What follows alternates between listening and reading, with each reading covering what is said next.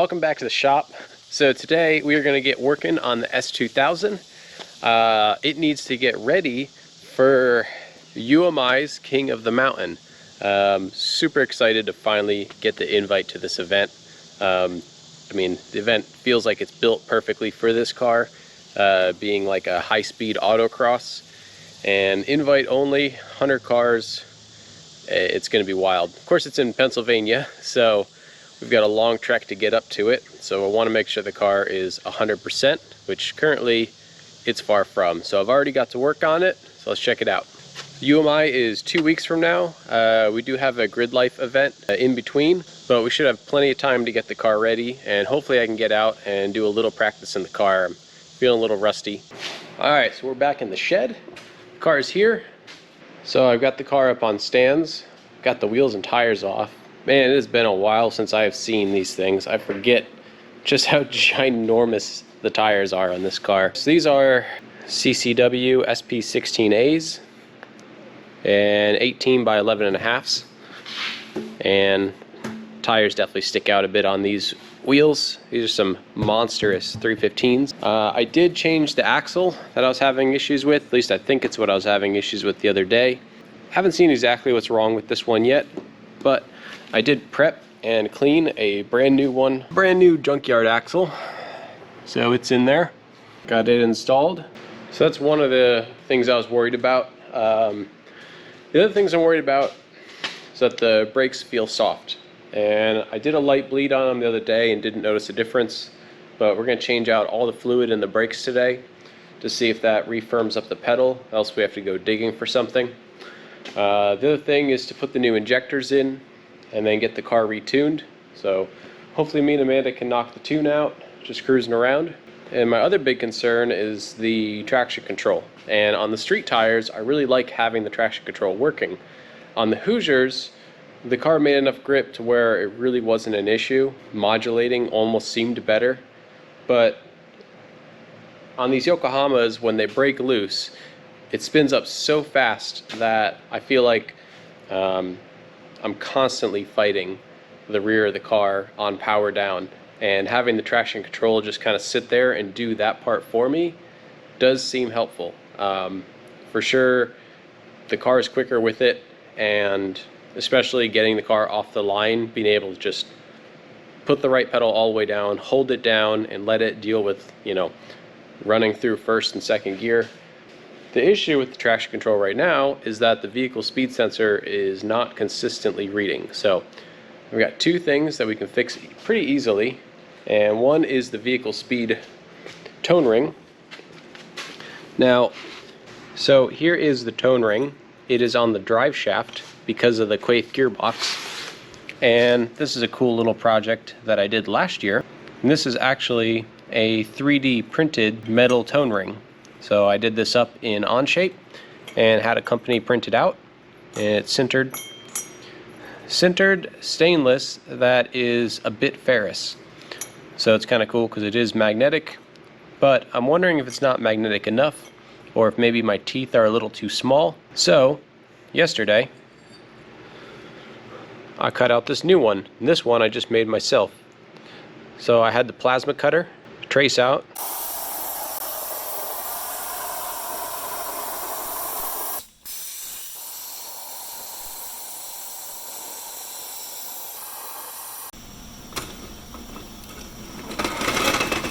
the base dimensions on this thing, and it actually did a really good job. This is 3/8 iron, and I cannot believe it actually cut these teeth. So that's, I mean, this is the back side, and you can see they're not perfect, but they're not bad. And on the front side, they look obviously really good. And then I just cut this on the lathe, clamp this on the OD, bore it out a little bit, and it should be good to go. So of course we need to disassemble this drive shaft to get this out. And you can see some of the lightweight shockproof coming out of the back of the gearbox, but that's no big deal. This thing creates a nice little seal and isn't an issue. Also, I feel like this joint here is maybe a little crunchy, so maybe it might be worth picking up another one of these stock drive shafts. It's been on here for a while. been through a lot of abuse. But yeah, let's get that swapped over. The other thing is the sensor itself. So the sensor sits on this little arm here, and it is actually the factory sensor out of the original S2 gearbox. And I just have it sitting on this little bracket that I can move all over. Sits up against the output shaft there, but it has been rubbing on it a little bit. One of the issues, that old tone ring, I had to have the sensor basically touching it for it to read. So now that it has been touching, it's kind of worn into it, and possibly that's why it's not reading consistently. Change that out as well, and hopefully between those two changes we'll have nice consistent vehicle speed. Another thing I did was I cleaned up the catch cans. They sit up here in this little hole, so they got cleaned up. They're just 2 Gatorade bottles, one with a big vent on it, some big line. We're straight off the factory valve cover breathers, and that has worked flawlessly for a long time, so not gonna mess with that. I did also do a pretty thorough nut and bolt on this car over the past few days, so I'm confident everything is tight and all the suspension is good. So yeah, we get a little work done today and hopefully take it out for a drive later. All right, first step, take out these 2 little screws out of this plate and then pop that off, and you get access to the inside. And what we're going to do is take that little circlip off in there, and we also need to pop off the clamp on this boot, so we'll just pry those tabs up, flip that little lever up, and now it's loose. Gotta take a break from that for a minute. Gotta get some grease from the shop, but I did pull the top off, and there's a good reason. So for SCCA Nationals this year, we're going to run this car in XP. The main reason for that is scheduling conflict with grid life, but also SSM competition. Well, we've already convinced most of the SSM competitors to move to XP.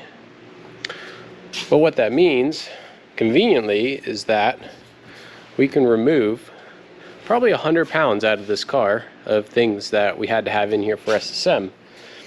So the carpet can come out, all this console bit, and all this plastic that I've trimmed around the roll bar. And then there's also the brace in here that held the factory roll hoops and all the harnesses and stuff. So all of that can come out, and we don't need this passenger seat in here anymore. So, oh, we also don't need the trunk lining. Yeah, we can take a bunch of stuff out. This is gonna work out great this year because we've got UMI coming up, and UMI doesn't have rules for this stuff, so might as well take the weight out. And then if we run an XP at Nationals, then we don't need this stuff anyway. So the rest of the car will pretty much remain the same because, well, I want to be able to put this stuff back in because I like having the full interior, and I like that it is still a, you know, street car. So we'll carefully remove what we can. Should be fun. Oh man, look at all this space. Got to see my roll bar again. It takes a bit to get all that out of there. Quite a puzzle. Could not remember how to get that big brace out, but apparently it slides just under this bar if you roll it backward. Got a pile started over here. All the stuff. So I got some tidying up to do, and I'll figure out how far we want to take this.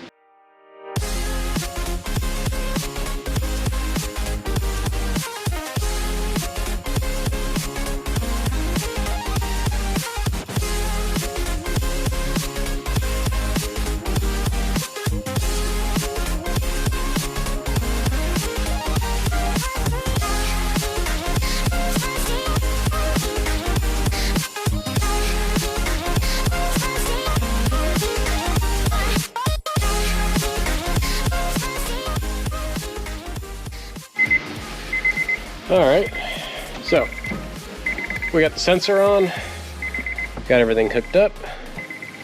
Let's give it a quick test. Figure we test it while it's still up on the stands.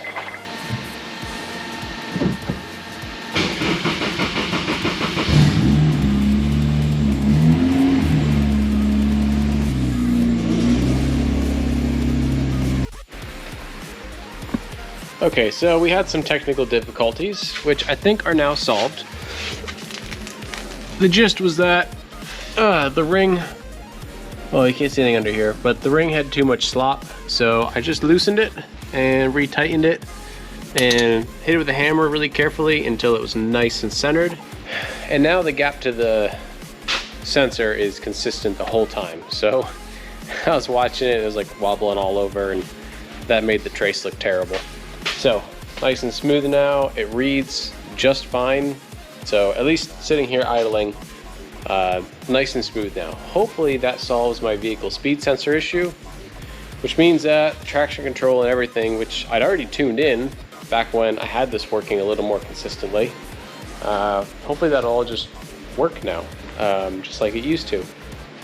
And I think next on the list is to get those injectors swapped out, so we'll do that next.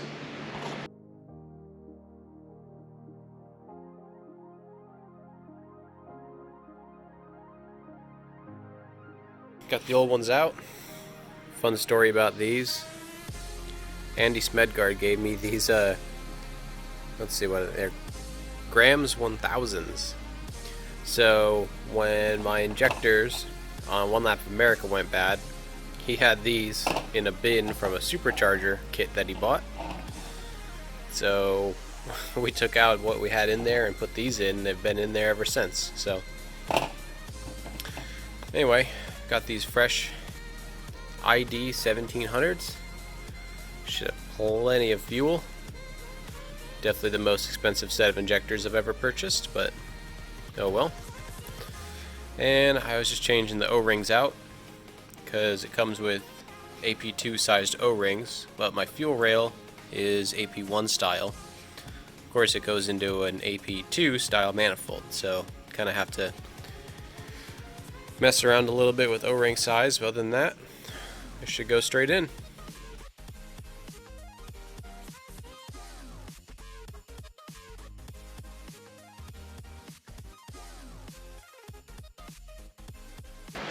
Alright, new injectors are in. I gotta clean this area up one of these days, but they are in there. Just gotta throw the fuel pumps on and hopefully everything holds.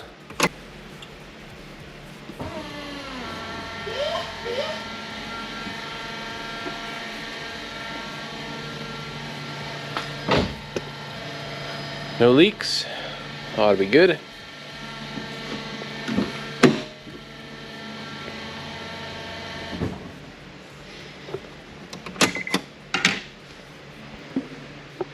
So tuning here is comically easy. Let's see, we're just going to select, instead of ID 1000, here we go, ID 1700. And okay. And there you go, easy as that. Go and contact.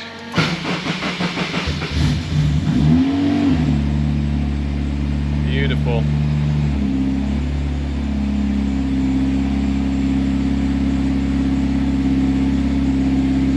Woo, she runs smooth now. That's nice. Alright, I think it's time to get this thing on the ground. We'll go cruise around.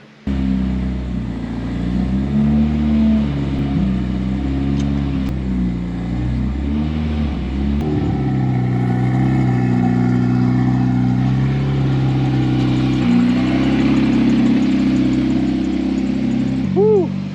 Funny seeing you here. Oh man.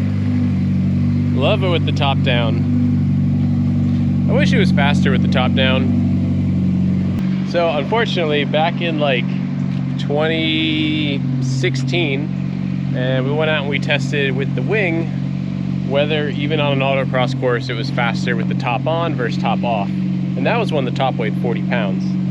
And it turned out, even with the wing 6 inches above the windshield line, with the top off, the wing didn't work and the car was slower. So that's why ever since it went to SSM, it's always run with the top on, even though we used to run it with the top off. But it does look cool with the top off.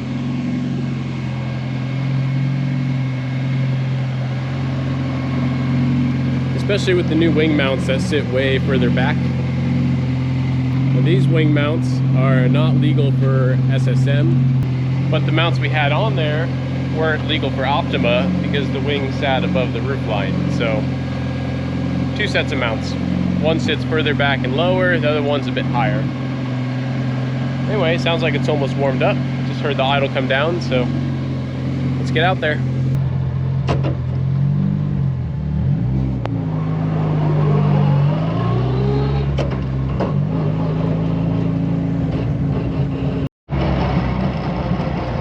Oh man, these injectors feel so good, so smooth.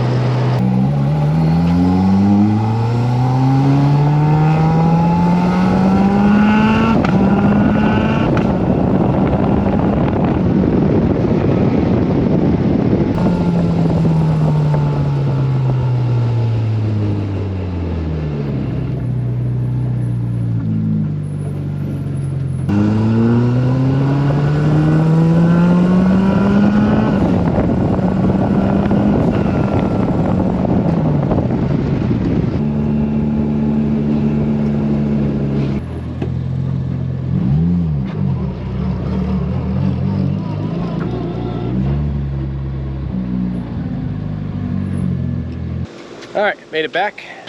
So, car's feeling better. A lot of it's feeling a lot better, but there's 2 issues I'm concerned about. One, it still feels like there's a shake coming from the back end, only when I'm on power, and it's not the left rear axle because we just replaced that. So we've got the right rear axle to check, and we can also try just changing the diff. We have a spare diff for it, so I'll get those at work and we can try that tomorrow night. And the other thing is that even though I have the V table pretty much nailed now all around, when I'm at full power and I quickly chop to 50%, it's basically throwing a cut in there. And that causes, my face just about bounces off the steering wheel every time. And then it immediately resumes 50% power. But of course I need that to be smooth and be able so that I can modulate. Basically, if I'm at 100% and I modulate to 50, it chops the power. And we can't be having it do that. So I need to go dig a little deeper. Might ask for some help on that, but I'm sure we'll get it and figure out that shake. And then I'm happy with it. Then I think we're ready. But that's gonna wrap it up for today. I appreciate everyone following along. And man, it's gonna be King of the Mountain time in no time. So I can't wait to see you all there. Please like and subscribe, and I'll see you next time.